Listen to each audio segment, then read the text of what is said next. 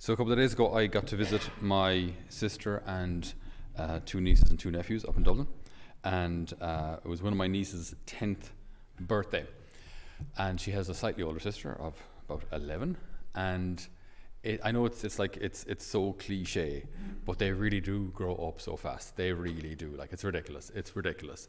I have many pictures of my first niece, which was the first niece in the family as well, Amy, when I was teaching her to walk. I was holding her hand, teaching her to walk, and her little waddle and all this kind of thing. And now she's got hair down to, I don't know, here or something, and she's got a slight American accent. And so, Amy, how are you? I'm good. Just went to visit my friend Saoirse. She got like a new iPhone. Are we related? Because you don't sound like me.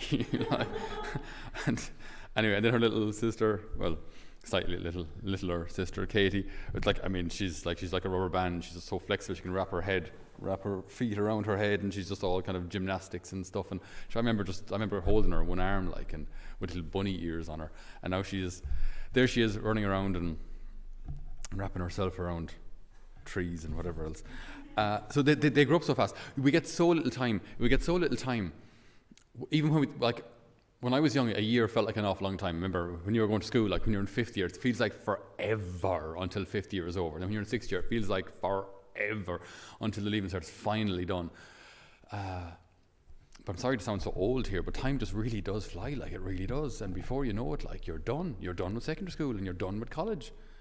And then if there are kids, before you know it, they're asking you for the keys of the car. Am I right? You know, like, it's just like these things, they go so quickly. The time moves so quickly. And apparently people a little more experienced in life than I have said that it only gets, I don't know if it only gets worse, it only gets faster. Like, once you get to your 40s, your 50s, your 60s, then time just seems to rip past. And then voila, it's over.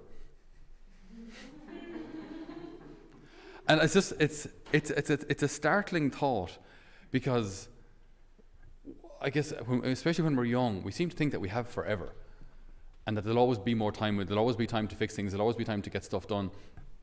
There'll always be further opportunities. But that's just not really the case. The good that we can do today, we can only do today, because then today is gone. It was our New Year's resolution from the book Divine Intimacy, that time ill spent is lost forever. Time ill spent is lost forever. We waste our time today. We don't get that time back, ever. You can't get that time back. St. James tells us in the reading today, everyone who knows what the right thing to do is and doesn't do it commits a sin. So everyone who knows what the right thing to do is and doesn't do it commits a sin.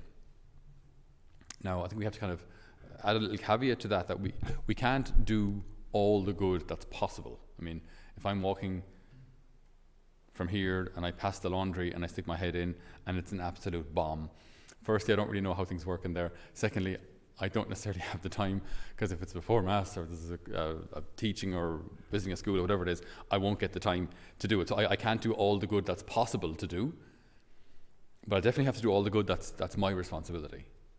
Absolutely. And especially when I have time available, then I'm responsible for using that time well. I'm responsible for using that time for the good. Every day, we have the opportunity to touch people's lives. Every day, we have the opportunity to let a little love flow into the hearts of those around us. We won't have today's opportunity tomorrow.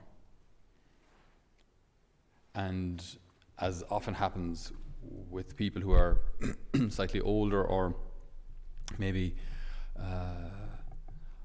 in their last days or in their last months, they often have that regret. I should have spent more time with my children. I should have given more time to the Lord.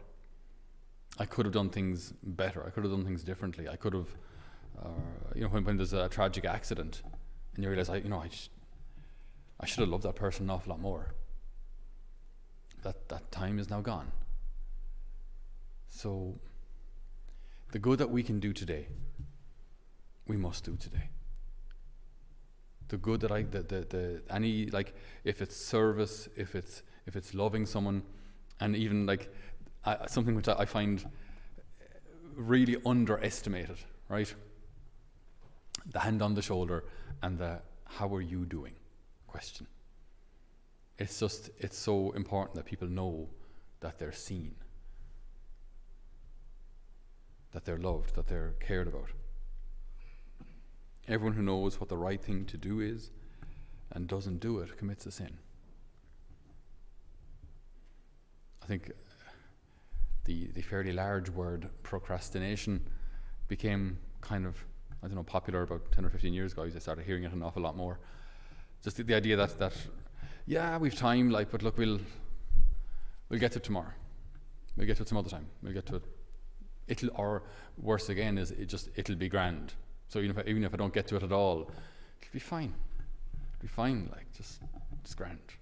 Who cares, really? That's even worse than procrastination. Procrastination is I'll do it tomorrow. It'll be grand is couldn't be bothered. Couldn't be bothered even trying.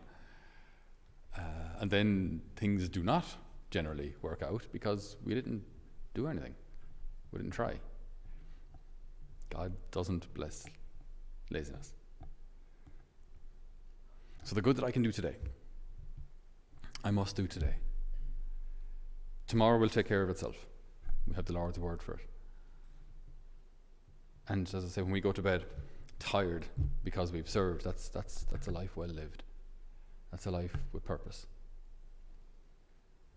So we ask the Lord today to help us to see each opportunity and to fill everything we do with love, that all might be done for the building up of his kingdom.